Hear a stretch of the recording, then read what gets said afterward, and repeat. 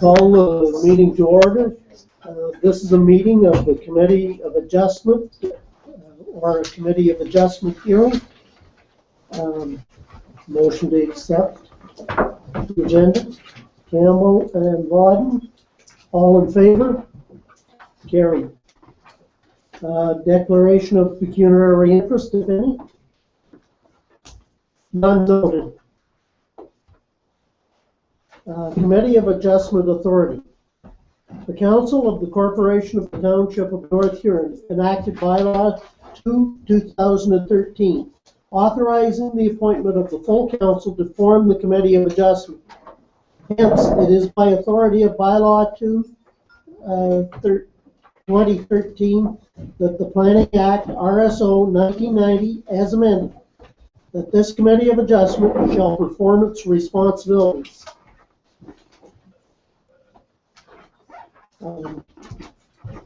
For the appointing of a secretary-treasurer, the Council of the Corporation of the Township of North Huron hereby enacts the bylaw authorizing the appointment of CAO clerk as Committee of Adjustment secretary.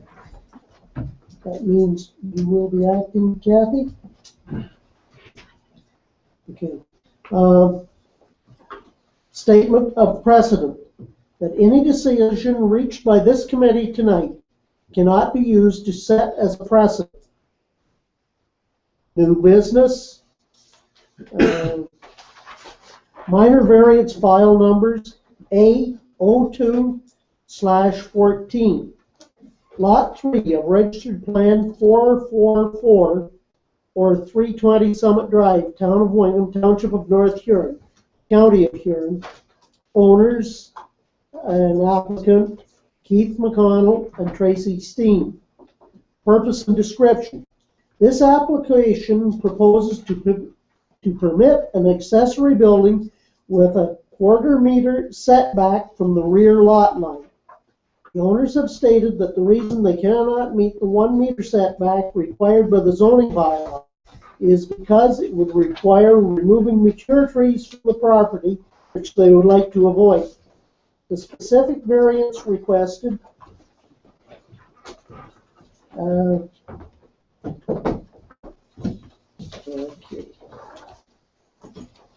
is to vary section 3.2.2.3 to decrease the rear yard setback of an accessory building to 1/4 meter, where a minimum of 1 meter is required.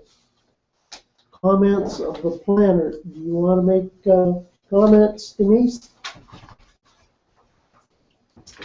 Very briefly. Good evening, members of council. My report details my recommendation. I am recommending approval subject to the 2 conditions stated at the beginning of my report. Firstly, that the structure be located in the area as indicated on the application, and secondly, that the variance, if approved, is valid for a period of 18 months from the date of decision. In looking at this application, I can say one aspect that certainly was very relevant was the significant grade change between this property and the property to the rear. The property to the rear is the one which we can assume will have the most visual impact from a reduced rear yard setback. And but because of this significant grade change that anyone would have noted if you're familiar with the property to the rear is, in addition, is also fenced, and thus this building won't actually be visible to them. So the reduction, while it is 75% of the required setback, in terms of its impact, the planning department does feel it is minor, it is appropriate, and it does not offend the intent of the official plan or the zoning bylaw, and we are recommending approval. Be happy to take any questions. Archie? So just post the 18 months, and the council will be required or the applicant to reapply. Exactly. Yeah. Mm-hmm. Now we say 1/4 meter, is that from the eave or is that from the building itself? Like the eave will come out over? Well, this building is quite small. If you know the picture, which I apologize is quite fuzzy. That was the one that was provided to me by the applicant, so I did the best I could.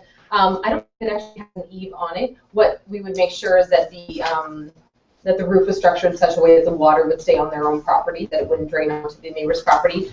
Again, because the building, if I, just from looking at it, so it's under 10 by 10, so it actually doesn't require a building permit. So, it's sort of a good faith gesture. They put it where it's meant to be, and, if the building official happens to go by and see it's not where it's meant to be, we can request it to be moved and whatnot. But, yeah, I don't believe there's a need on this one. Okay, thanks. Thank you. Comments of the applicant? Okay. Comment others?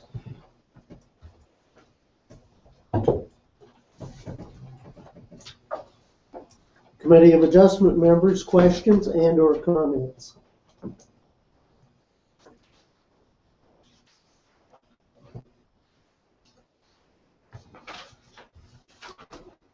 Okay. Basically, as we said, that she has made the recommendations, so that for a ruling of the Committee of Adjustments, minor variance proceed for having the meeting.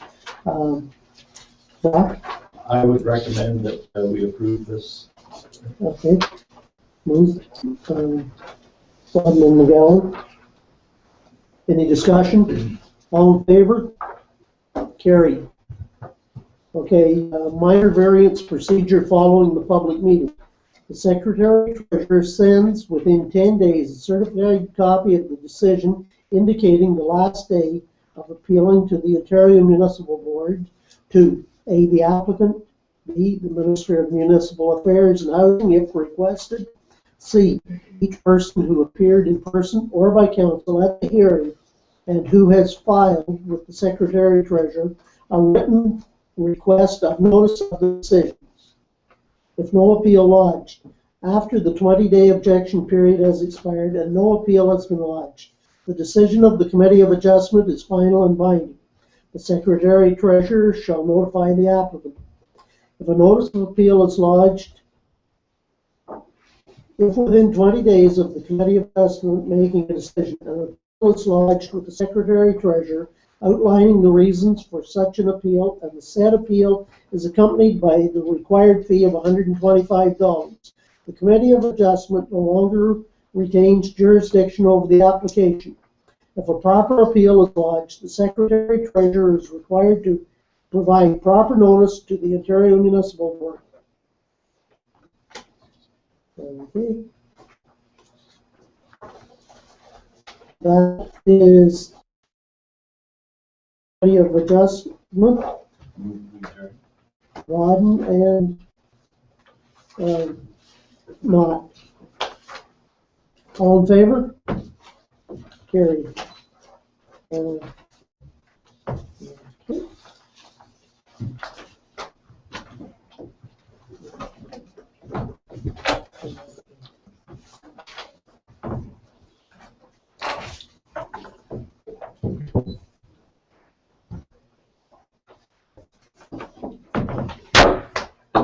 Call the regular council meeting to order, and we have an amendment to the agenda to add Fire Department of North Huron report under department reports. Do I have a motion? Campbell and McGowan. All in favor? Carried. Declaration of pecuniary interest, if any. None noted. I will make the Reeves report fairly short, throwing an advertisement out for Wednesday, October 1st, between 9 a.m. and 4 p.m. There will be a job fair, an opportunity for students, job seekers, and educators to attend a job fair, career fair, business trade show at the Wingham Knights of Columbus Hall and that the one held in Blue Water last year was very successful with a lot of people attending, and I think it's an excellent way to step forward and throw the welcome mat out for both employers and employees. So from that, we move to reading of the minutes of the previous meeting, or the previous meetings. There's a planning advisory meeting from September 2nd, a second planning advisory meeting from September 2nd, and council meeting September 2nd. Campbell and Bodden, all in favor? Carried. Okay. We have deputation tonight. Rennie Alexander, Reed House and Dam. Okay.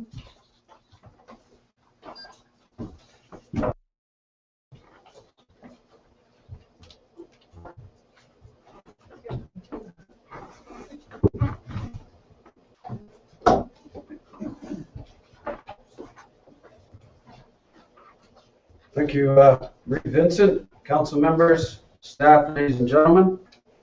We're here this evening to speak to you about the state of our dam. That's the house and dam at the north end of Wingham. As Rick Vincent mentioned, my name is Andy McBride. My committee members who are joining me this evening are Rennie Alexander. On my right, Rennie's a 40-year resident of the town of Wingham. He's a former park and recreation manager for the town of Wingham. He's an avid outdoorsman, a fisherman, a hunter, and he has property abutting the pond. Our other committee member is Jim Wickens over here. Jim's lived in Wingham for 30 years. He's an original member of the Musical Muskrat Festival Committee and is still active on that committee. And I'm a 45-year resident of the town of Wingham, former manager of the Maitland and Saugeen Valley Conservation Authorities, retired consulting engineer of 35 years. 2.5 years ago, a citizens committee was formed by Terry Taylor. Terry, I want to give this away. And he formed that committee to investigate the possibility of repairing the dam. Unfortunately, that committee got a little disillusioned by the red tape involved. But this past year, Rennie Alexander took up the torch. We've been meeting with your public works manager and your parks and recreation manager since March. And we're here tonight with the support of a number of people. If you don't mind standing up, those of you that are supporting the dam repair. These are some of the over 500 people that we have supporting us. Thank you. Plus we have the Wingham BIA, Lions Club of Wingham, Wingham Horticultural Society, Wingham Sportsman's Club, and the Musical Muskrat Festival Committee. You have letters of support in your package there from all of those groups except the Muskrat Festival Committee. It's not meeting actively at the moment, but Mr. Wickens is going to get a letter soon. So we're asking you to consider starting a repair project of the dam. And I stress it's the dam, not the bridge, only the dam. By advancing to your managers, Mr. Church and Mrs. Newsom, $15,000 from your reserve account, which you have set aside for the dam, hire an engineer to prepare some plans and specifications so that we can proceed to apply for the permits that we would need. And at the same time, we'll be investigating further the power generation proposal that Mr. Nicholson has suggested in the past. So we have a few slides here I'd like to go through, if that's okay. Neil, you have copies of them there. So as I mentioned, the objective of our committee is to encourage you to restore the dam so that the water level in the pond will reach its previous operating level. That's about 5 feet higher than it has been for the last number of years, and to improve the appearance of the dam from all directions. This dam, we're not just sure of the date. This photo came from the museum. But the original dam was built before, I stress before 1862. That's over 152 years ago. So obviously the dam is of historical importance to this town. Okay, right? This is the old portion of the dam that we're speaking of. It was built in 1921. As you can see there, old car and old clothing, probably old people. So it's 93 years old. It was repaired in 1948 when there was a major flood after the 47-48 winter. The earthen part washed out on the west side, and additional spillways were built there in the late 60s. The dam is owned by the township, township, and the land around it is also owned. I stress this is not a flood control structure. It was originally built to create power for grist mill, flour mill, and it does not have enough capacity to make any difference in a flood situation. So, and you probably know the operation of it is to remove the logs in the fall and replace them in the spring after the spring runoff. If and when there was a flash flood during the summer months, the logs would have to be removed from all or part of it. So this is the old portion of the dam, looking from the upstream side with the water at its lowest level. You have some close-up pictures, Annie, please. These are the two west bays, so there's 4 bays. This abutment and this abutment are in poor condition. The sills, the part that the logs sit on, are in poor condition for the most part. As you can see, this westerly one is fairly good condition, but the next one is eroded badly. Bearing in mind how old this concrete is, it's not surprising. So your public works staff has not been able to install the logs for, we think, since 2006, because the water would just go underneath them through these gaps in the sills. Ready? This is a bit of earthen embankment between the old portion of the dam and the late 60s emergency high flow spillways over on the west side. This is a close-up of those spillways. They can take the water right down to this level, past considerable flow. This is where the normal operating level used to be, up in this area, and your staff's only been able to raise the water level to approximately there recently, which does not allow proper use of the pond, and it's not as attractive because the pond is not extensive as it has been in the past.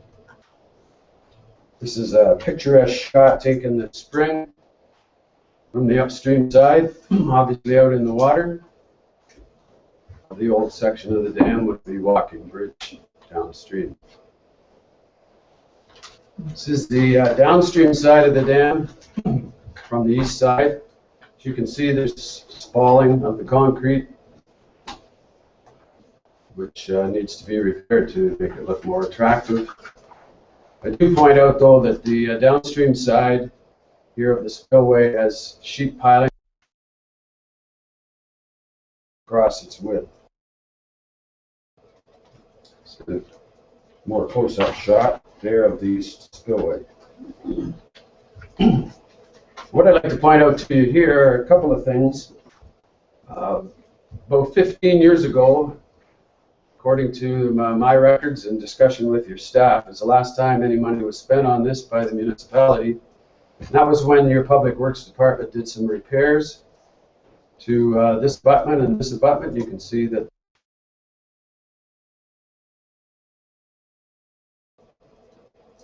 this is the low flow original structure. It's had the logs in it continuously for the last number of years because, of course, the large structure to the west is what actually controls the low flow level. There's a close-up shot of that coming. So this is one of the spillways here. As you can see, the sill is in poor condition. This particular one hasn't eroded badly. What I'd like to point out to you here is these steel brackets. On the top part here is where vertical I-beams are installed. They're installed into depressions in the sill. And then your public works staff lowers 3 sections of logs into each bay. And those steel uprights and the log sections are sitting in the former PUC yard waiting to be used again. Okay. This is the abutment that's in very poor condition. As you can see, it wasn't repaired 15 years ago by Bob Thompson and the work staff. You can see the face of the sills here. It's protection and restoration. Okay. This is one of the abutments that was repaired. Closer look at the sill. Here's a steel channel where the logs would slide in. Yep. Close-up shot of that.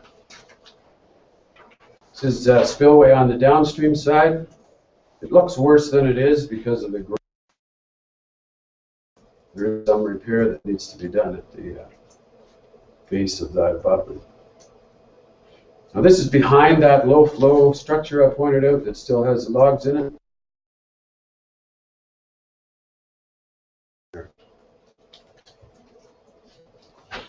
And this is on the other side of that. I believe that would be the west side, which requires some repair as well.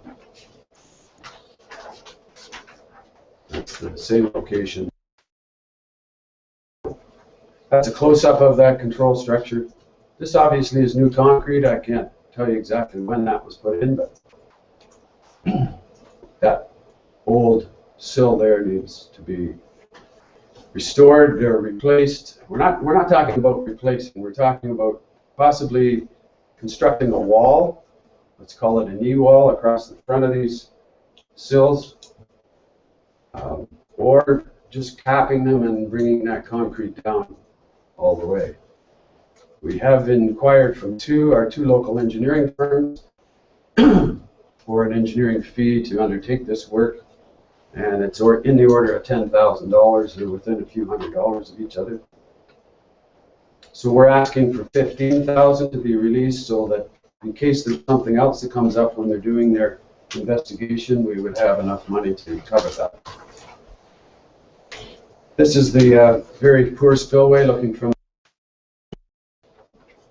the steel channel on that particular bay, and this is the bay that's eroded the worst, starting right there. As you can see, that one for some reason or other isn't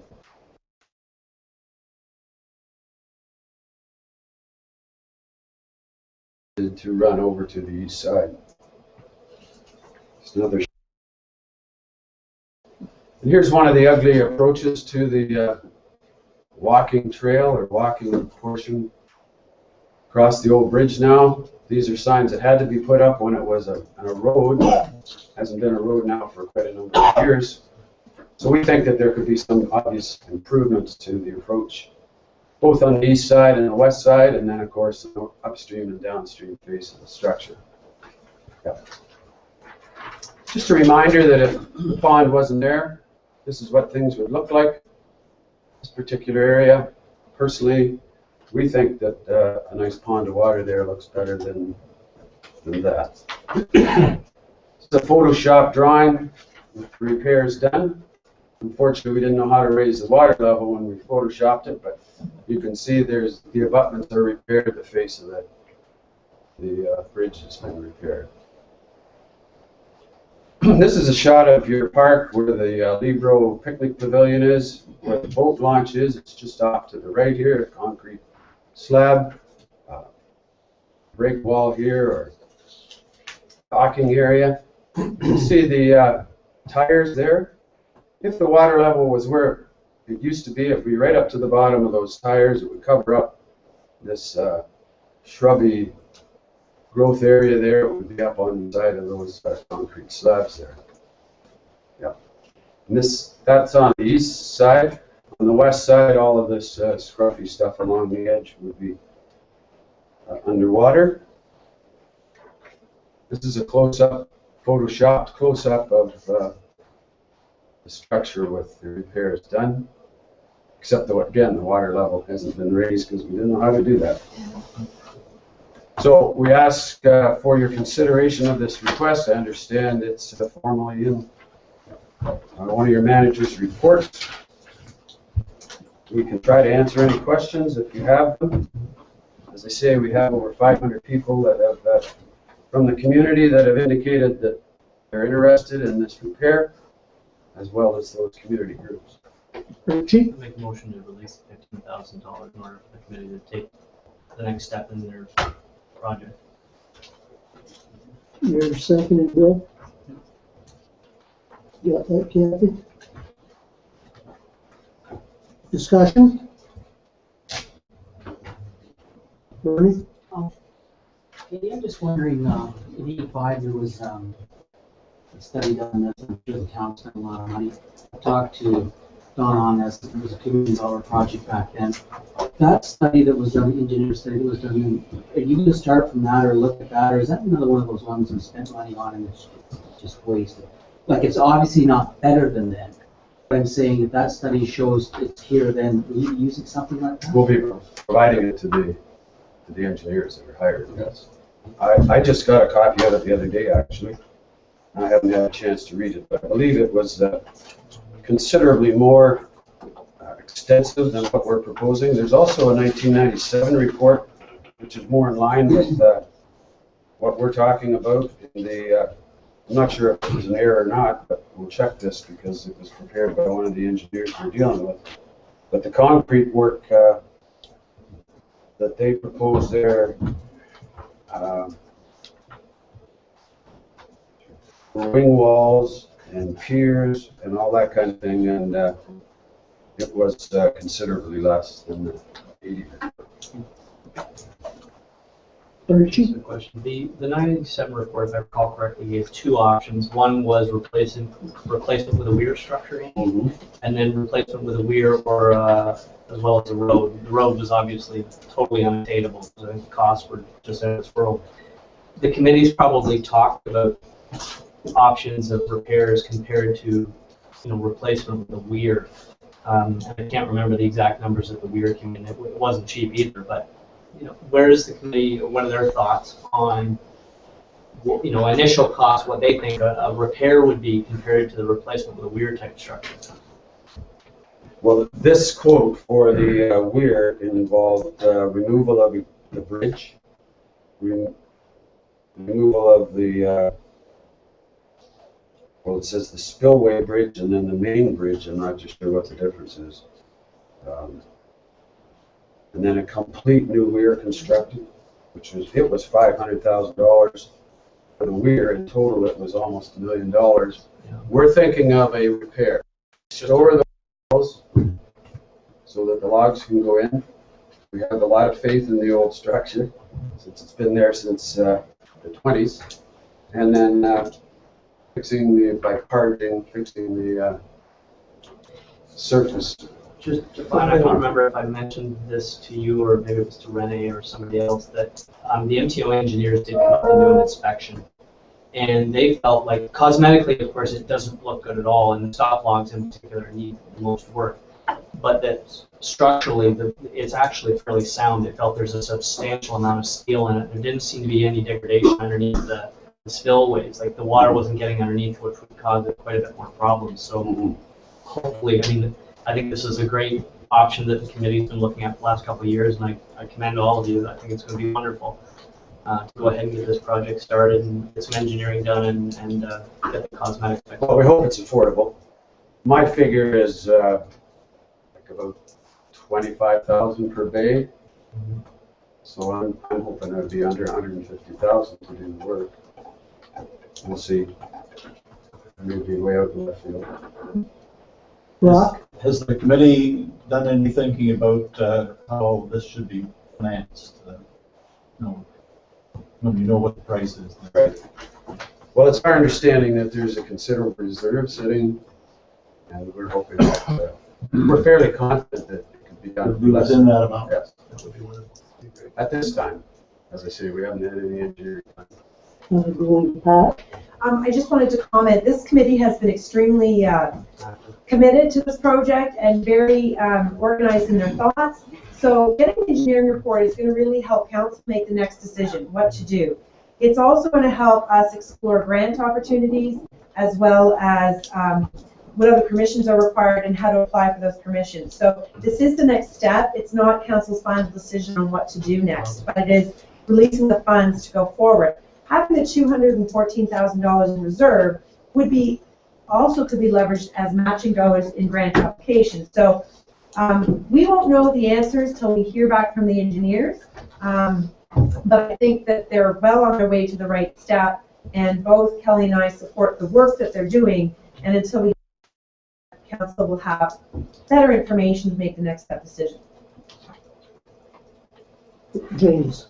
We had an open house down at the hospital grounds with the students from the University of Guelph and made a whole bunch of diagrams. Is there any way that we could form a committee that the two groups, I hate to say the no's and the yeses, could work together to come up with an overall plan of how they would like to see all this work together? I know this was done in Bristol, when their dam, when they had back from the Ministry of Natural Resources came up, and sat down with them, and they went through and did all this together as a group. And is there any way that this would work? That we could work together for something like this?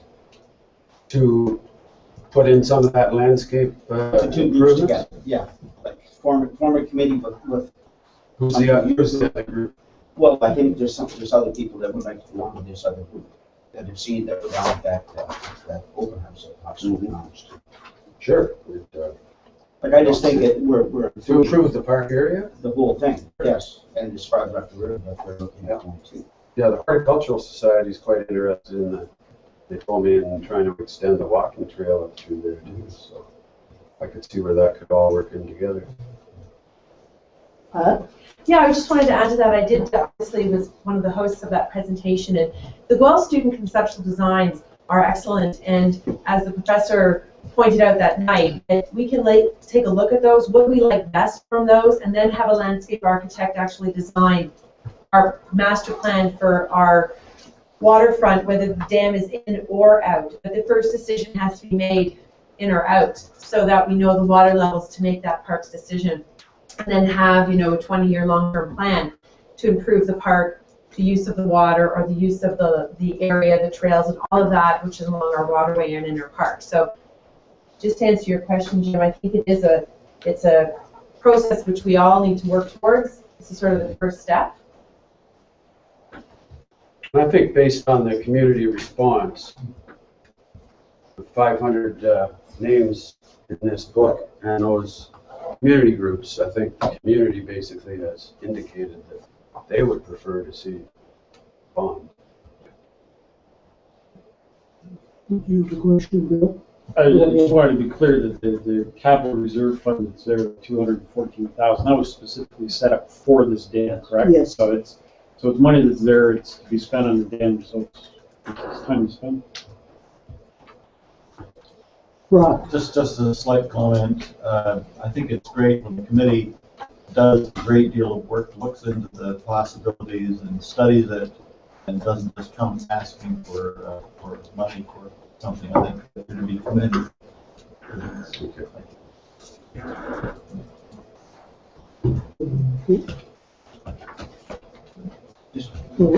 James? The Ministry of Natural Resources is to have a man on board that looks at looking after the dams. Have you been in contact with them? Yeah. Okay. We've been in touch with all of the approval agencies as far as we know. Find out what's the requirements are. Quite willing to come up and sit down and talk and go through something. Good. Thank you. Okay. Well, if there's no further questions, council, thank you very much for those for the presentation and those that were here to support. Okay. Yeah, there's the motion on the floor. Any further discussion? All in favor? Carried. Thank you. Turn this off.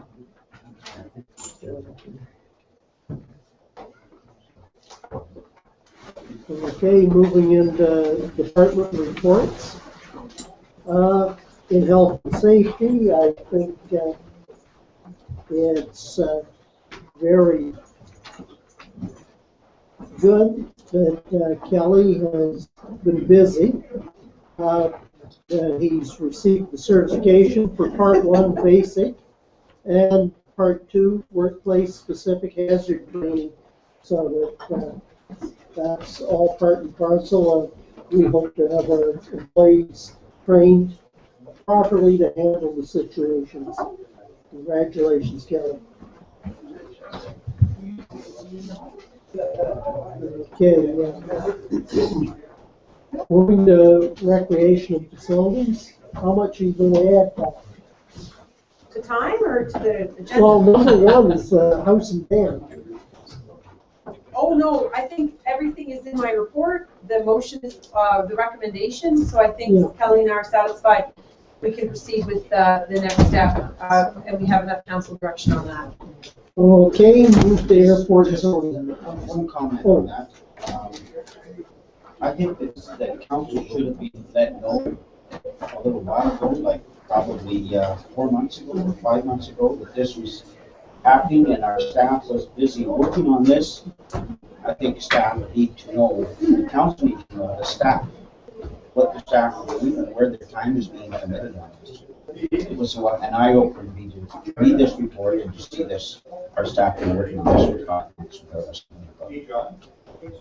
Actually, Your Worship, I don't know how Councillor Campbell's not aware of it. I mean, I've been aware of it for over 2 years. The committee's been working on it in and out with trying different avenues. So it's not a surprise to me at all. I've had several phone calls from Mr. Alexander and Mr. McBride, and there's been a lot of meetings. So and I was well aware that before Kelly, even I know Scott Price was involved. I know Don's been involved one time. We met with the Minister Canfield about having that as an energy source, and it wasn't really a surprise. 4 years I've been sitting on council, except for talking to Kelly and council about the energy source. It was news to me tonight too. First I read about it. Well, I shouldn't say tonight. I did know when I did sign the petition. I am all for fixing it, but no, I have to agree with Mr. Campbell that it would be nice, and it's a tough thing to say how much information is too much information, how much is not enough, but no, it would be, as we spoke about, it would be better to have a little bit more knowledge as we go along. I respectfully disagree. I've heard both department heads talk about it, and I believe at council meetings, so I'm perplexed by that, but it's irrelevant. I guess I just would like to explain that our CAO clerk was well aware of the work that we've been doing on this project and meeting with this group. I think that in his opinion, in speaking with us, there were other projects that were on priority lists for council to deal with, and so it wasn't on the agenda prior to this. So we were keeping him in the loop of what we had been working on, and he was aware and gave us permission to pursue this project, just in our defense. Okay, Okay. moving to point 2, the airport zone. Yeah, if I can just indulge council on some other good news before I jump into that. I'm just pulling it up here. So I think it was 2 council meetings ago, I was questioned about an expense which we sent one of our staff to the Ken FitPro conference.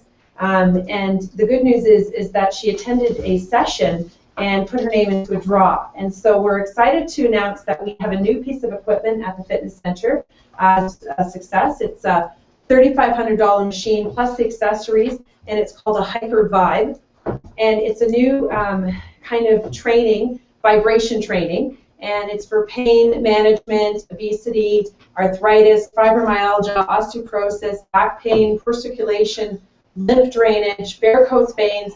So it's kind of a new piece of equipment, and we were successful in the draw and just excited to have it. It was delivered last week, so we're training our members and encourage anybody to come up and take a look at it. It's kind of different and kind of fun. Good job. Yeah. Please pass on our thanks to whoever the staff. Yeah, that was Melissa Scott. Well, you pass along thanks. All right. So my first report is on the airport zoning. So So if it's with council's permission, I would like to amend my recommendation. I will talk about the topic, but initially my recommendation was to adopt the agreement as bylaw tonight between the Township of North Huron and Municipality of Morris Turnberry. The final wording of the agreement I had hoped to have for tonight. I had inserted a draft agreement. However, we're just tweaking some of the smaller issues, and we're trying to match the timing of Morris Turnberry zoning bylaw.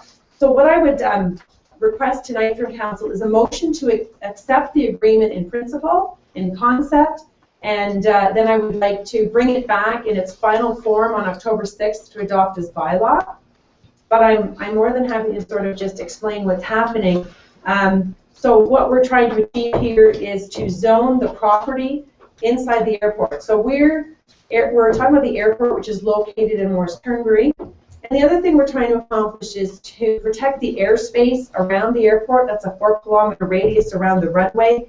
And that is to protect any thing that could impact the airspace that is required to operate the airport as it is today and with future growth of the airport. And the only way that we can do this is to adopt it into the zoning bylaw in Morris Turnberry, and they're receptive to this as well. It's just been working through how to do this. It's a complicated issue between federal jurisdiction, municipal planning jurisdiction, and the provincial policy on planning. So we've been able to come to terms on this agreement, which we're very happy about. There's a few things, and if you'd read the agreement on Schedule A, for example, you know, we suggested our request was to have permission for an eating establishment. They just want to, for example, say, okay, it has to be in the terminal and can only be this big. You know, we're not going to build a Kelsey's out at the airport. We just want to put a snack bar in. So we're just trying to work through some of these terms back and forth. And so it is going to their council, Morris Turnberry, tomorrow night as part of the zoning bylaw with their planner giving the report. Then we'll hear back and be able to finalize the agreement and bring that Monday, October 6th, before their final meeting on October 7th when they plan to adopt their zoning bylaw. I'd make a motion to give approval in principle. Do I have a seconder? Lawden seconds. Discussion? Go ahead, Bernie. I'm just not sure what we're agreeing to here since we haven't seen the Morris Turnberry bylaw. I do have a few questions on it. During this 4-mile radius around the airport, it just makes me a little nervous. I don't see anywhere in here where it even tells us the land or what's going on with it. You're taking in a lot of territory. So we have no map, no information. We don't know Morris Turnberry's bylaw. I'm not sure what it's going to say. We don't know what Morris Turnberry is going to restrict this to. I just think we need to hold on to this till we get a little more proper information exactly what Morris Turnberry is going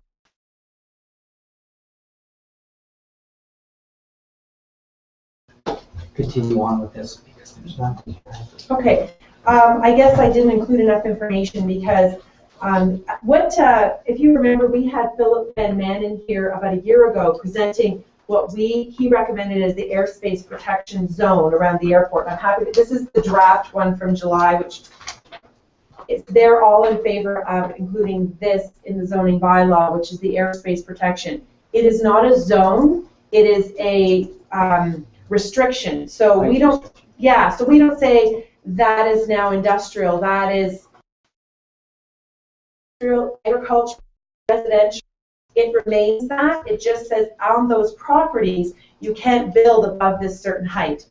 Currently, there is nothing that impedes this height that we currently have in this 4-kilometer radius, nor do we perceive anything that would, except potentially a communication tower, a wind turbine. Those would be two things that would impact, we feel, the airspace that we're trying to protect. So I can pass this around so you can see it. So on that, then you have the height restrictions now. This is not going to be treated up later. We know it's going to be so many feet so far out, so many feet so far out. It is all listed in their zoning bylaw, okay. And it will be put in. We're hoping that they're going to put this in as a restriction, right? It says exactly how many meters from the runway you can't build within that airspace. So it protects it. It's outlined. They've seen it. So we don't have a copy of that. The council got a copy of that, or we did? You got that over a year ago. Could I just have first or finished? I apologize, I could have handed a copy of this out. They've adopted the exact recommendation which we gave them, which was from Philip Van Manen's report over a year ago. He provided this diagram, and then Huron County Planning Department took that and applied it on top of their GIS mapping, and now have this accurate measurement of the circle right on top of the lands in Huron. Okay. This just at length investigation and putting things together for this a year ago, so that maybe that it isn't fresh in your mind, but yes, it has been to the council table before when Philip was doing it. Did you have anything extra, Archie? Okay, Pat? So just for clarity, we're asking Morris to remedy two things. One is this airspace protection, which is not a zone. The second piece is zoning the actual airport lands around the runway, not our whole property, just the runway area, and that is where we're working out eating establishment of what size and such. It's a zone. Okay? But in doing this, there will be some protection where there is no protection from the communications tower or wind turbine or anything at the present time. So I strongly speak in favor of passing this motion. Any further discussion? All in favor? Carried. I also have the Wide Festival renewal agreement for us tonight. This will be later in the bylaw section, but I wanted to report out and explain what we've been working on with the Wide Festival for 2 years. The old agreement, which was, well, there's a really old agreement, but this most recent agreement was signed in 2009. It had a renewal clause, which was to renew for an additional 5 years pending any discussion on terms. So in conversations between North Huron staff and the festival and insurance agents and lawyers, we have come up with some changes that we would like to, both groups would like to see inserted into the current agreement. And in my report, you'll see that that basically is defining the discretionary maintenance spending. We have over 5 years of records of how much we spend on that. So we've given them this $5,000 for these types of items to spend. If they exceed that, then we need to be notified of that. So that means that they need to go buy light bulbs or they need to go buy a can of paint to repair something. They go ahead and do that without asking for each item to be approved. The utilities and shared expenses, it's a very, if you had an opportunity to read the agreement, it's complicated in the way it has been set up over the years, but during the festival season, the festival is responsible for 100% of utilities and expenses at the building. During the off-season, which is before May and after September, we have a 58-42 split on those expenses. The rate in rentals and gets the township that revenue, but it costs more to operate the building, cleaning it, hydro, natural gas. So the festival is asking that we cap those off-season expenses at $24,000, which based on previous expenses is reasonable, so that everybody's on the same page with trying to get as many rentals and generate as much business as we can at Memorial Hall. We've also just clearly defined the reconciliation dates, which help us both with their year-end and our year-end in the agreement. And then there's some items both in the legal section, meaning what insurance and indemnities are required of renters, and indemnifying each party. Those sections have been rewritten by our legal and insurance consultants. So those are the general changes that we're recommending This has gone to the Blythe Festival Board and has been approved, and we've now brought it tonight to council for your consideration. So if there's any questions about the agreement or the renewal clause for an additional 5 years. I'll make a motion to approve. McGowan seconds. Any further discussion? All in favor? Carried. Do the bylaw later. Okay, moving, thanks, Pat. Moving to the Director of Finance. Thank you. So your year-to-date reports were in your packages, so please email me with any questions. So we're basically covering up to the August month end. Just wanted to remind you that with year-end fast approaching, there's a number of allocations with interdepartment transfers such as wages and utilities that we don't see until later on in the year when those items are considered. Also, just to note that we have a number of seasonal activities which really don't show up till the later part of the year. So we simply can't take all of our activities and divide them by 1/12 and have that show up as a year-to-date, where, as you know, we're heavy on snow plowing and ice rental. Those are coordinated with the seasonal activities. We have a number of capital projects underway, so they aren't completed, so you don't see the totals for those. And again, with the item from tonight, we have a number of projects that were approved after the budget was adopted. So you won't see those numbers in the budget figures, but you do see the corresponding expenses. So I just wanted to remind you of those things. Also, what my question was is last year we had an in-depth, pretty near a full-day budget review on September the 18th, and I think it went really well. So I was asking, because we're in an election situation, for sure I want to have that in December again, because we'll be knee-deep into the 2015 budget, and it would be a good prelude into the budget to have it in December for any new folks. But I'm just asking if this council would offer something before the election. Half day, couple hours, full day review, similar somewhat to what we had last year, just to get a handle on where things are. So either of those options is available, and I can certainly arrange that if I had some sort of direction from council what you'd like to see. Is there any comments?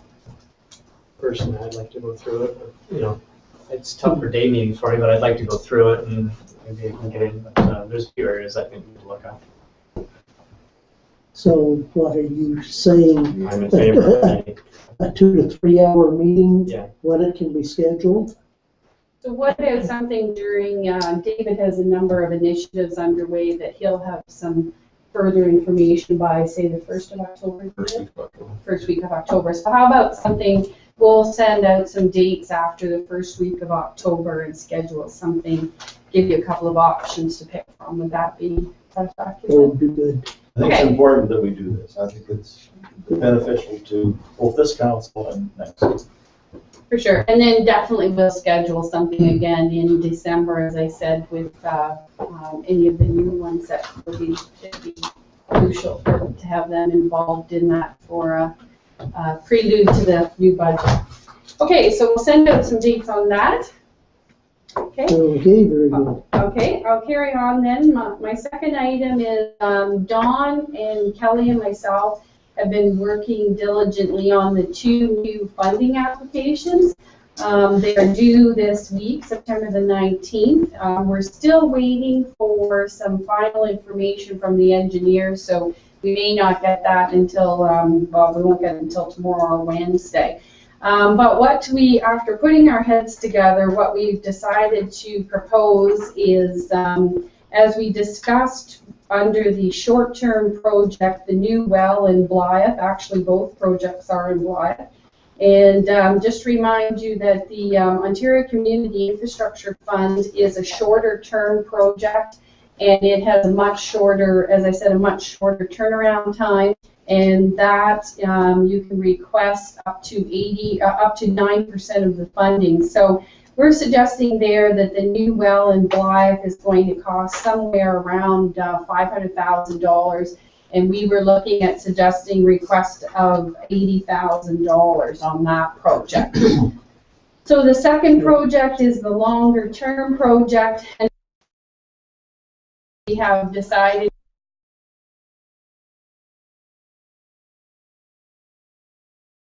for this project. There are many avenues of funding, but it's so $2 million that unless we get some type of funding on it, we just don't see how we're going to ever proceed with that whole thing and project done. So it is a much longer term. It is a one-third project. And so those are the two projects that we are putting forth in our applications, and we're just floating those out there. The well we talked about, Mill Street is one of the potential ones, depending on the what other information we could come up with. So as staff, those are our two recommendations. Finalized yet until we hear. So I'd like to first hear any comments from council, how you feel about putting it.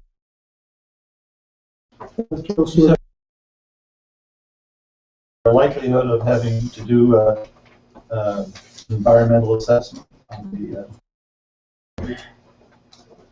Well, Mill Street. to answer that question, Brock, we didn't feel that we would have been into what we're into right now with the first phase of it. So we've got the approval going forward with the second phase, but we could run into problems there as well. We don't foresee anything, but we didn't on the first one either. So Look, kind of an odd situation. I've been contacted by a consulting firm, asked about the history of the area, and that bothers me quite a bit, what they're asking for. Did you have anything to add, Don?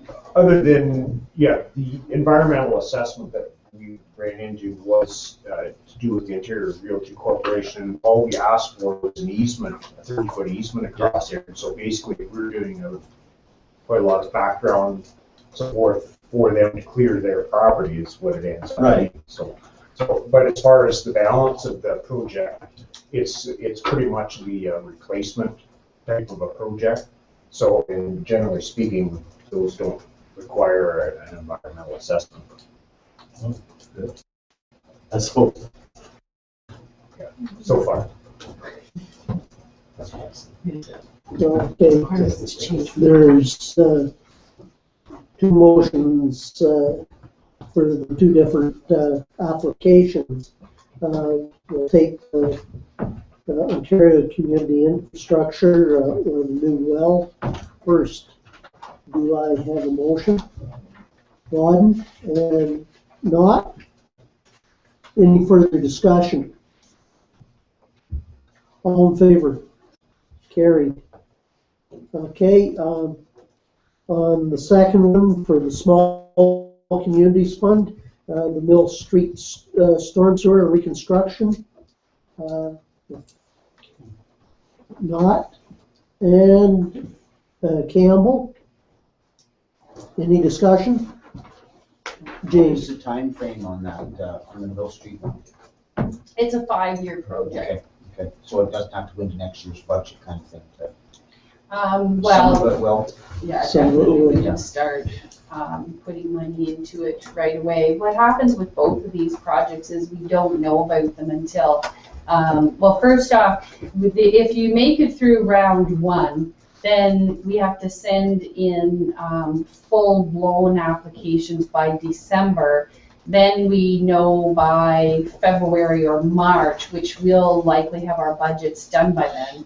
So it's one of those things that we would still start planning, putting money away, because for us to come up with our 1/3 of the $743,000, it's gonna take us a couple of years to, and, we're still gonna be able to have to borrow some money in there from ourselves to be able to finance that for sure. That would probably be about the third week of February. Some of that information might come out at Good Roads Convention. Okay. All in favor? Carried. Okay. Thanks, Donna. Moving to water and wastewater facilities. There's a department report. Anything to add, Don? Or? I don't have anything to add to it unless there's any questions about the report. Make a motion to accept the Motion to receive. report. Seconder. Campbell, seconded. All in favor? Carried. Okay, under new business,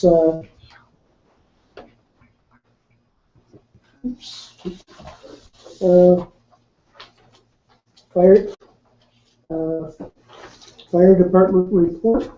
Hey. Thank you. Firstly, my apologies. I sent Kathy our reports to all of our contractor partners like September 3rd, but I realized today that I didn't actually send her our own council report. So you'll just be getting these now. Month of August report is attached. 2 structure fires in August, but generally speaking, much closer to normal kind of level of activity for our fire department. Just a couple of things that I would flag as notable. First one is that you'll notice under the notable section, our fire department started our comprehensive cancer mitigation efforts. And that's everything from showering our firefighters to using baby wipes after they take off their breathing masks on scene, and washing their gear. And like anything, it's taking some time to get traction, but we certainly are seeing our firefighters starting to do this and do all the stuff we can to ensure that there are no long-term health effects from their activities that they're doing as part of the fire suppression. You'll also note that we have started our Alarm for Life door-to-door smoke alarm campaign. Our goal is to be done the fire department in North Huron portion of the Morris Ward in 2014. Looks like by the time our 4 weeks of work are done, we will have completed the Morris section of Morris Turnberry this year, with the goal over the next few years thereafter to complete the Turnberry section. You also notice at the bottom of the notable talks about inventory management. One of the things I hope is sort of predicated on how much activity we have. One of my goals, or one of the things I want to implement within the fire department is almost a business-minded approach to how we manage some of our affairs. And that uses technology, and that uses efficiency, and some substantial dollar savings, some small ones, but basically before this council adjourns and the next council is selected, I'm hoping I can spend some time with you and actually show you what types of things we're doing to drive the efficiency out of drive the efficiency into our fire department in every way we can, just to ensure that when our taxpayers are spending money with us, they're getting as much for going the frontline services as possible. Last thing I would have a note on is there's been a lot of comments about the motor vehicle collision in Wingham last night on Josephine Street. Most of the media comments will come from the police, as is procedure for those, but our fire service hasn't seen a collision like that for most of our guys probably ever. And on top of that, certainly don't see collisions like that in municipalities where it's built up. You might see it in the country, but that wasn't a common collision to see in a more urban setting. And I think the one takeaway for some of the public and some of the few comments I've heard is that they observe they've got OPP, so you've got the provincial police, you've got the Wingham police, there are paramedics from Bruce County, paramedics from Huron County, 2 stations of the fire department in North Huron there. And when people's lives were at stake, we're all in one team. there's not an us and them, there's not a my side of the road, your side of the road kind of attitude. And I thought it was pretty neat. All things considered, it's pretty neat to see when all these agencies come together, how they all work together, truly giving their all, hoping for the best outcome for the people that we're called to serve. And I think for some of the citizens last night, that was probably one of the few chances they'd actually have to see how that all plays out in an incident like that. And the few people I've spoken with all commented on that, and it is very true. And that's a compliment to all the services we work with, as well as the firefighters that work with North Huron. And we certainly hope that the results of our efforts from last night will be good for the people that we were cutting on the vehicles. Bernie. Just like to say, David, I had a lot of comments and conversations about that today too. And everybody wants to thank you and your team and all teams involved in it. It's just, like you said, we don't see this. We just hear about this.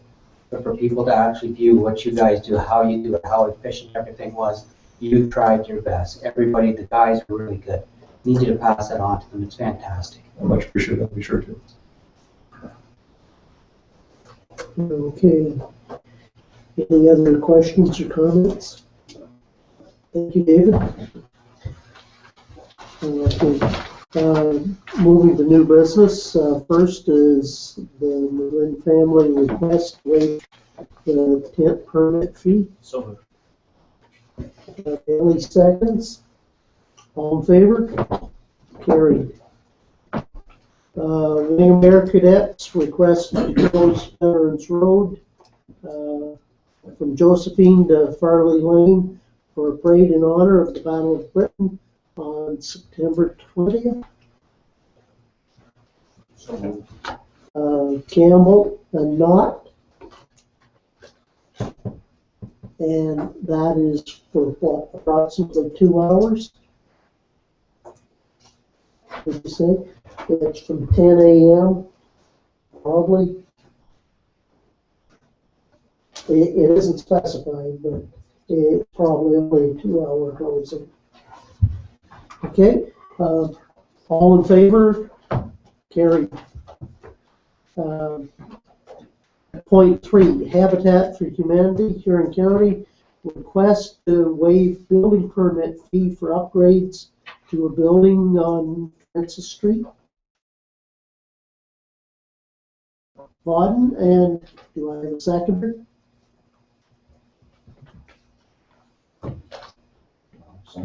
Campbell. Discussion, if any? Bill? what is the value of the building permit we're waiting? Kathy or Donna, do you have anything? We would know the value of the permit to receive drawings for the actual reconstruction of the porch. But we can let you know as soon as we know. It's just a porch reconstruction? Just for porch reconstruction, Bill. Okay, all in favor then? Carried. Okay. Moving to council information.